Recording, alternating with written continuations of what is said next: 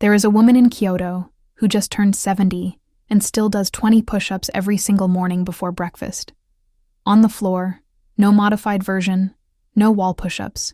The exact same full movement she deliberately started at precisely 50 years old, right after a routine checkup she still describes today, 20 years later, as the specific moment everything quietly, permanently changed for her going forward.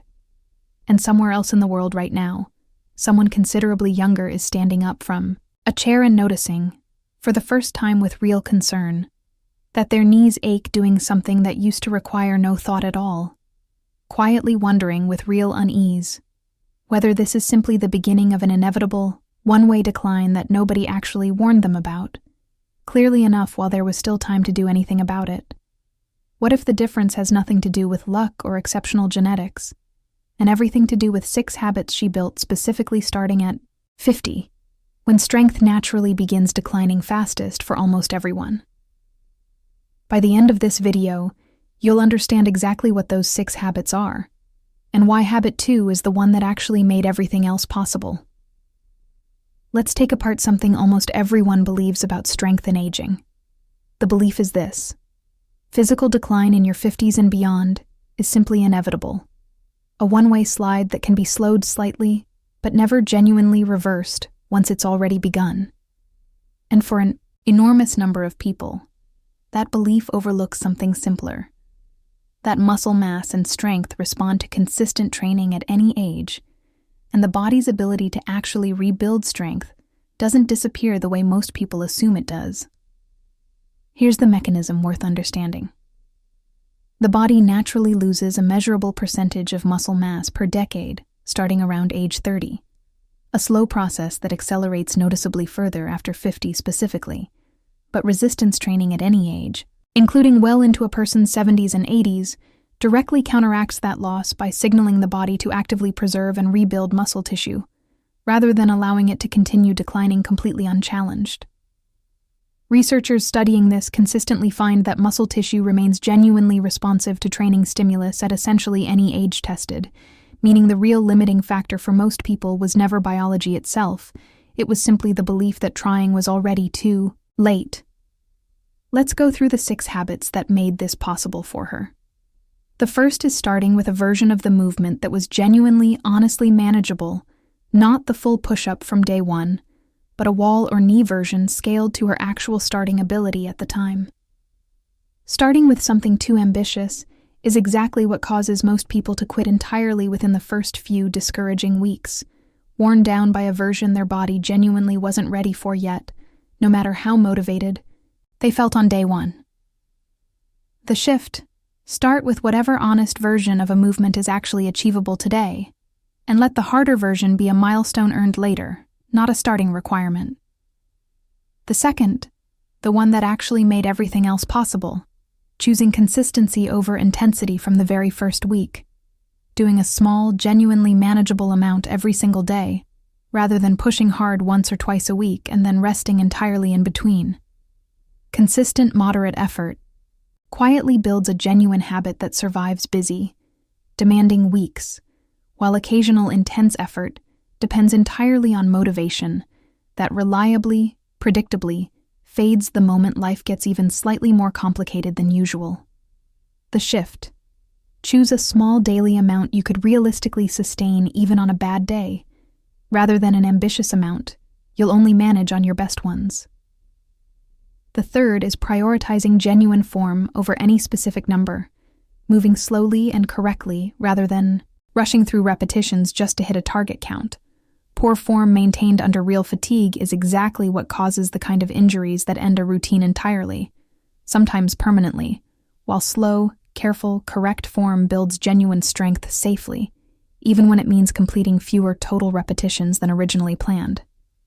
The shift: slow every repetition down deliberately, and reduce the number done if that's what genuine form actually requires that day. The fourth is eating enough protein consistently throughout the day, since muscle rebuilding requires adequate raw material, and many people, especially past 50, simply don't consume enough to support the muscle they're actually trying to build or maintain. Inadequate protein intake means training effort partially goes to waste, since the body lacks what it needs to actually repair and strengthen the muscle being worked. The shift: include a genuine protein source at each meal, not just occasionally when it happens to be convenient. The fifth is treating rest days as a genuine, deliberate part of the routine rather than a sign of falling behind or losing momentum. Muscle actually rebuilds and strengthens during rest, not during the workout itself, and skipping recovery consistently undermines progress just as much as skipping training would. The shift: build genuine rest into the weekly rhythm on purpose, treating it as productive rather than as something to feel guilty about. And the sixth is tracking progress, by capability rather than by appearance, noticing what the body can actually do this month compared to 6 months ago, rather than judging success purely by how anything looks in a mirror. Here's the counterintuitive part.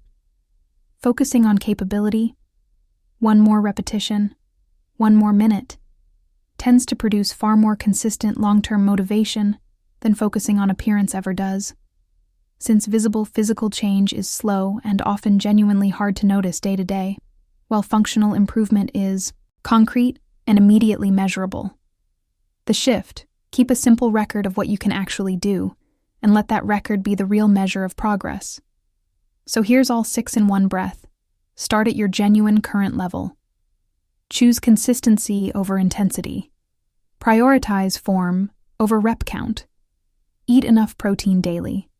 Treat rest as productive. And track capability, not appearance. None of this requires a gym membership, special equipment, or a single dollar spent on anything at all.